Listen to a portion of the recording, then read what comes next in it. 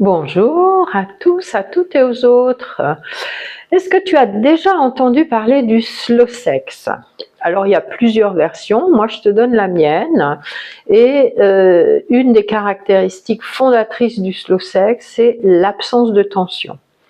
On peut dire qu'il y a deux façons d'aborder la sexualité. Il y a une façon qui est autour de l'activité, quelque chose qui est dans le mouvement, dans l'intensité, dans de plus en plus de tension, avec une visée de décharge orgastique. Ça, c'est une sexualité qui, si tu connais les hérotypes, on appellerait ça plutôt primale.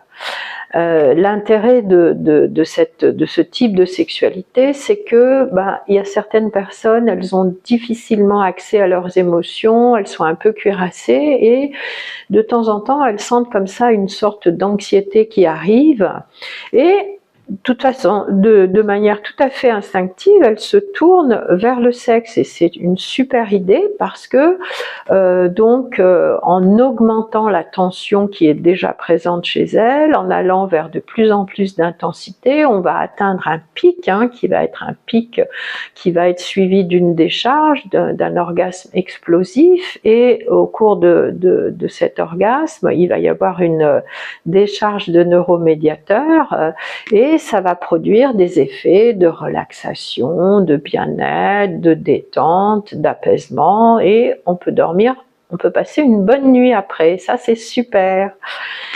Dans le slow sex, c'est complètement différent. Le slow sex, ça implique que tu sois déjà détendu avant de commencer. On est dans quelque chose de l'ordre de l'extrême lenteur, de l'immobilité, il n'y a aucun mouvement ou très peu, il n'y a pas du tout cette mécanique des frottements, il y a de la connexion avec le ou la partenaire, il y a de la lenteur, il y a de la subtilité, il y a de la légèreté. Et dans le slow sex, ce qui est bien, c'est que généralement, il y a une personne qui reçoit, donc qui est vraiment totalement relâchée, qui ne fait rien du tout, et ça prend beaucoup de temps. Ça, c'est un petit peu l'inconvénient. Il faut avoir beaucoup de temps devant soi parce que on va pas aller tout de suite sur les zones érogènes primaires. On va s'occuper de tout le corps avec des caresses, avec du massage. On va prendre le temps d'une connexion avec le ou la partenaire.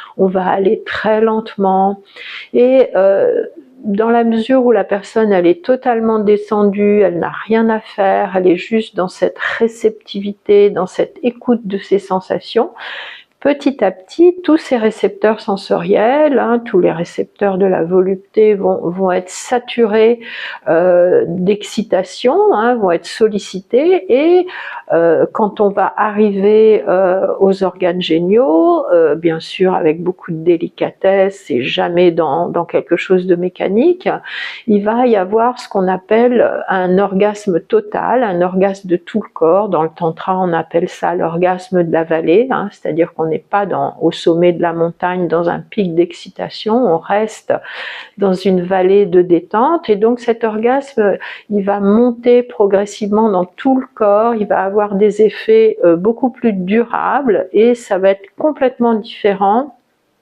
de l'orgasme explosif qu'on a vu dans le premier style de sexualité.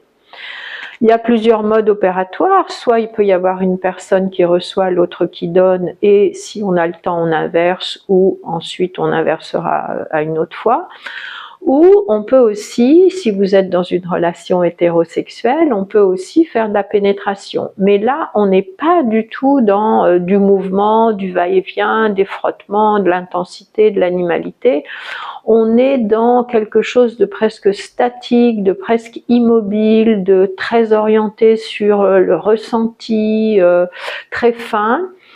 Et c'est vraiment chouette. Alors je suis pas en train de dire qu'il y a un mode opératoire qui est mieux que l'autre. Par exemple, le slow sex, si tu connais les hérotypes, ça va plus s'affilier à l'hérotype éthéré, voire alchimiste. Mais si on a un mode opératoire favori, ça peut être bien de temps en temps d'explorer justement un versant tout à fait différent, parce que les deux types de ressentis sont tellement différents que ce serait dommage de ne pas en ressentir un ou l'autre. Et c'est tout le plaisir que je te souhaite d'expérimenter aussi le slow sex. À bientôt! Si tu as aimé cette vidéo, n'hésite pas à partager, liker, commenter, faire un petit tour sur les liens dans ma bio pour voir ce que je propose en matière d'accompagnement de sexothérapie. Merci!